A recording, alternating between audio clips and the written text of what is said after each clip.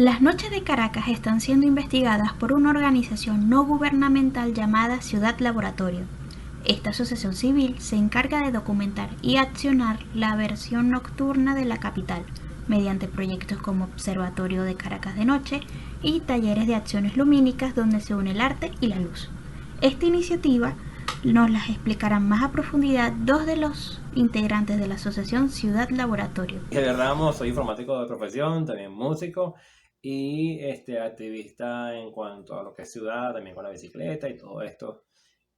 Trabajo para Ciudad Lab en Ciudad Lab y bueno, es una ONG que lo que busca es en principio documentar y contar qué pasa en la ciudad para tener estudios sobre la ciudad, no nada más de movimiento, sino también de cómo impacta las luces, cómo impacta la seguridad, con mucho esfuerzo o con mucho enfoque en lo que es la noche. ¿Y en qué lugares de Caracas han hecho estas investigaciones principalmente? ¿O estas Plazas, acciones? principalmente plazas. Plaza Sucre de Katia, Plaza Oliari, Plaza La Candelaria, Plaza Millennium, la que está en Millennium, que sería Plaza Miranda, en Petare, Plaza Los Palos Grandes, en Altamira, Plaza Abel también. La de la... En esa fase lo que se hizo fue ubicar al menos una plaza por cada municipio. Okay. Entonces eran las principales plazas de Caracas y era ver cómo se estaba moviendo de noche Caracas. Eso fue en plena pandemia, cuando estábamos en el régimen de 7+7, y era interesante ver cómo cuando estaba cerrado, o sea, la cantidad de personas que pasaban, se contabilizaban también los comercios abiertos, los comercios que estaban cerrados a esa hora. El conteo se hacía de 6 de la tarde a 8 de la noche, a veces. 6:30 a 8 de la noche. ¿Han participado artistas o personas como reconocidas? Para los conteos no, pero Ciudad Laboratorio tiene otros eventos como este que está aquí, que es Más Noche Caracas, donde se hizo fue una especie de circuito.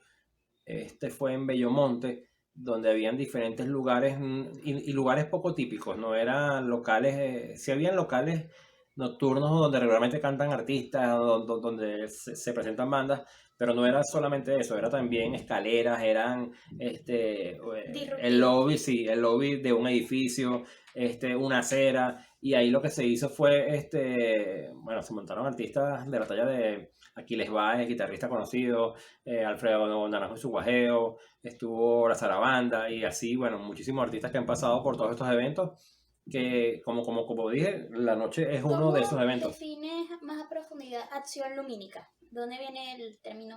Acciones lumínicas, ¿qué pasa? En principio, nosotros hicimos un registro de cómo estaba iluminada la calle, de cómo estaba, insisto nuevamente, de cómo impactaba la luz positivamente o negativamente para las zonas en las calles en Caracas. Y después se dijo, vaya, pero nosotros también podemos ser un poco propositivos y no nada más documentar. Y ahí nace lo que es Acciones Lumínicas, un taller donde nosotros identificábamos un sitio, ¿ok? Se escogieron 5 sitios en toda Caracas. ¿Sabes qué? Vamos a inventar, a crear, a imaginar cómo sería una ciudad iluminada diferente. Y ahí nace lo que son los talleres de acciones lumínicas de Caracas. Comenzamos, creo que fue en Bellomonte, y ahí ligamos un poco lo que era iluminación con arte. ¿De qué forma? De que quizás en una acera había una iluminación muy abrupta, privada, de unos faros blancos que alumbraban, pero por demás. Entonces dijimos, nada, esto es una pasarela, aquí sí va a ser un Photoshop, y así hicimos. Entonces montamos un backing, había un fotógrafo, hicimos el Photoshop. Esto fue, por ejemplo, en Bellomonte, donde era antes el antiguo McDonald's. Colocamos música y estábamos todos los que estábamos presentes desfilando frente al backing, tomando fotos porque se prestaba lugar. Había suficiente iluminación que no hacía falta un aro de luz, no hacía falta nada porque ya la calle estaba lista para eso. Más adelante, más arriba, había otra acera que era típico, un escenario ya bien iluminado. Y ahí lo que hicimos fue colocar a 2 bailarinas de danza contemporánea, hicieron un performance con la luz que está ahí. En otra entrada de un edificio estaba muy, muy oscuro. Entonces se nos ocurrió hacer algo con unas velitas, hacer una iluminación bastante cálida, bastante acogedora. En el caso, por ejemplo, de La Carlota, ahí había una calle muy, muy oscura, entonces hicimos un performance con un artista de teatro que dibujamos unos haz de luz con unas linternas y el artista iba como que brincando, era como alguien que perseguía la luz, iba brincando sobre ese camino que trazaban esos haces de luz en el piso, pero paralelo a esto pusimos unos bombillitos LED iluminando las jardineras y, o sea, es como el espacio cambia completamente simplemente colocando unos detallitos de luz. También en las acciones lumínicas nosotros intentamos ligar un poquito también de lo que es el arte con todo esto de impactar positivo o negativamente con las luces o con la iluminación en la ciudad. Hubo mucha reacción, por ejemplo, donde las chicas bailaron en danza desde los edificios hasta grabaron videos y los montaban en redes sociales. Como que mira qué bonito, mira esto que están haciendo, porque había música. Es muy espontáneo. En las calles donde estaba poco iluminado también la gente pasaba y decía, ¿qué es esto? Los carros se paraban y ¿qué es esto? Pero, entonces claro, es eso, es de verdad, cómo podemos transformar un lugar simplemente con iluminar y no es un iluminar quiere decir de que esté mucha, mucha luz. Había lugares donde había tanta luz que no había nadie, porque molesta y hasta te irrita. En cambio, los lugares que estaban medianamente iluminados, con una luz cálida, con una luz suficiente para poder estar, todavía gente jugando dominó, todavía a gente compartiendo el lugar y la gente use de noche la ciudad, porque lo que está pasando es eso, que no utilizan la ciudad de noche. Okay. Y entre todas esas actividades, ¿cuál considera que causó más impacto o la que más te sorprendió? Hay varias. Lo que pasa es que todo esto es un experimento. Al principio quisimos hacer muchas cosas, después fuimos como que puliendo. Incluso hubo unos tangueros que bailaron tango en medio de la calle. Eso impactó muchísimo, muchísimo a la gente. Aplaudían desde los edificios, porque era algo. Y los comentarios de la gente era, wow, qué bonito, esto debe hacerse más seguido.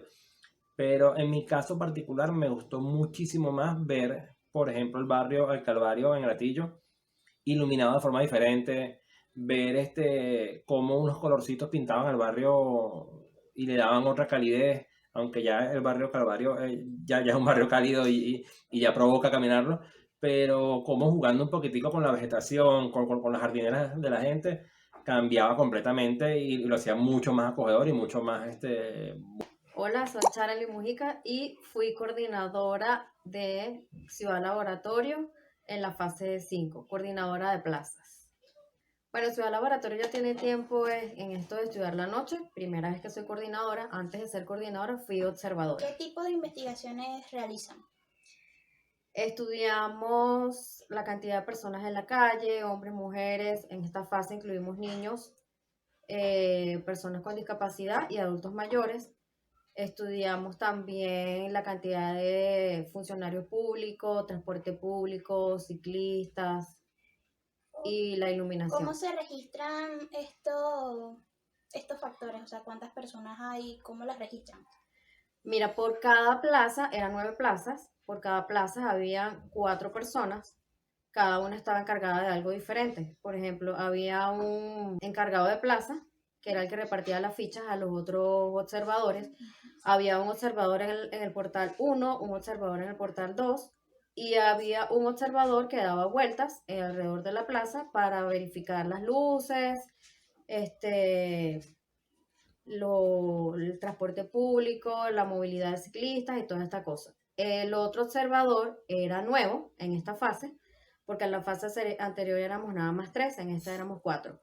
El otro observador hacía una ficha que se llamaba ficha integrada, que era donde observaba la cantidad de mujeres solas, cantidad de niños y personas con discapacidad. Todos van anotados en una fichita, cada uno tenía una ficha con una tablita y unos contadores cada quien anotaba en su tablita y al finalizar la observación todos hacían la totalización de lo que habían ¿Cómo observado la noche. determinaban el portal? Eso terminaba. No, eso son unos mapas que hace Ciudad Laboratorio con Ujú. su personal de infraestructura y todas estas cosas y las personas que estudian la ciudad.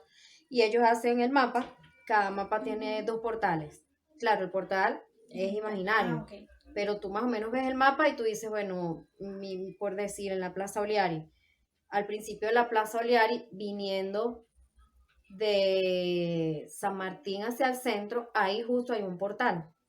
Y el portal tiene que cubrir por toda la plaza, entonces tú te imaginas una línea Ujú. larga, de aquí así, y todas las personas que crucen la línea Ujú. son las que tú vas a contar. Y igual en el otro portal. ¿Cuál crees que de estas actividades generó mayor impacto? La cantidad de personas que hubo después que quitaron las semanas flexibles y radicales, después de eso la gente se desató y había muchísima gente en la calle, en las plazas sobre todo. ¿Cómo era pre-COVID? ¿Había menos gente? Había menos gente y se recogían un poquito más temprano. ¿Cuántas investigaciones han realizado o en las que has participado? Yo he participado en 3. La primera vez participé en investigación de transporte público en Baruta. Hacía entrevistas a las personas, si tomaban el transporte público, cómo se trasladaban. Después participé en la fase, antes de la fase 4 hubo otra fase, pero sabía que era la que íbamos a hacer varios eventos en varios sitios de la ciudad, que se interrumpió cuando llegó el COVID, cuando la pandemia. Con respecto a las investigaciones pre y post-COVID, ¿cómo crees que antes eran diferentes o se adaptaron a la nueva realidad en la investigación? Bueno, básicamente nos adaptamos, pero no fue algo que tú digas, ahí hubo un cambio no. Okay. Sino agregamos una ficha nueva, que era la ficha integrada, donde estábamos observando a las mujeres, porque en la fase 4, en ciertas horas de la noche, veíamos muchas mujeres solas. Uh-huh. Entonces, esta ficha es nueva, la tomaron como nueva para organizar un poco mejor, me imagino yo, ver qué cantidad de mujeres solas había en la calle, cantidad de niños y personas con ¿Cuál ha discapacidad. sido el resultado más relevante? Hubo menos transporte público en las semanas normales, o sea, en pandemia, pues. Uh-huh. Cuando quitaron, por decir, la pandemia, ya se veía un poquito más, pero no era así que...